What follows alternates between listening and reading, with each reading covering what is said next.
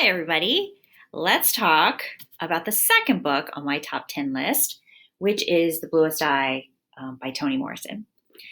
So, Toni Morrison is without a doubt one of the most important writers of the second half of the 20th century. So, if you have not read a Toni Morrison book, you need to do so now. All of her books are very good. You can't go wrong with one that you choose. I will say I personally prefer the older ones to the newer ones. She is most critically acclaimed for Beloved. It is when she won her Nobel Prize in Literature. And so that is certainly one that you would want to consider reading.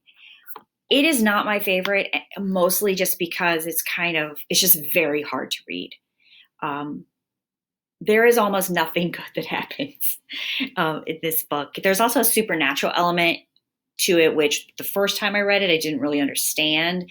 So I think as I've read it again, I like it a little more, but it's still just a very hard book to read. It's very sad. The Bluest Eye is not by any means a happy book, but the main character, Piccola Breedlove, is someone that you will really, really love and really root for and hope the best for.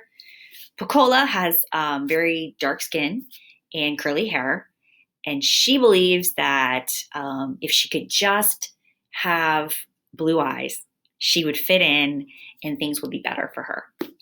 Her family's poor, her father's abusive, and she, like many women, blame the fact that things don't go well for her, that she's not fitting in, to her looks.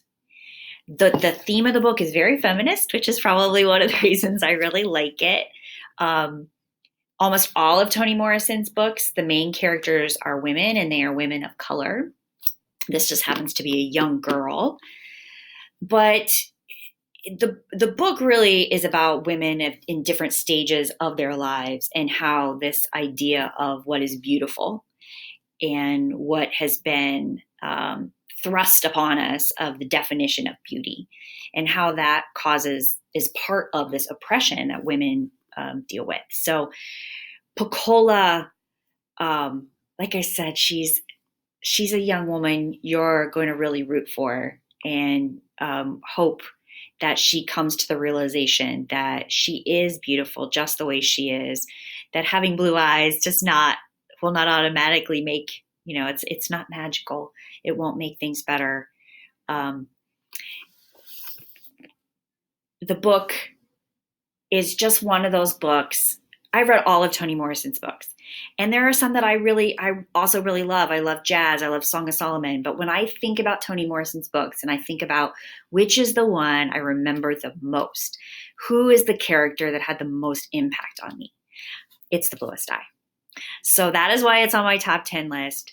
I hope that you will read The Bluest Eye, but at least read one of Toni Morrison's books, The Bluest Eye by Toni Morrison.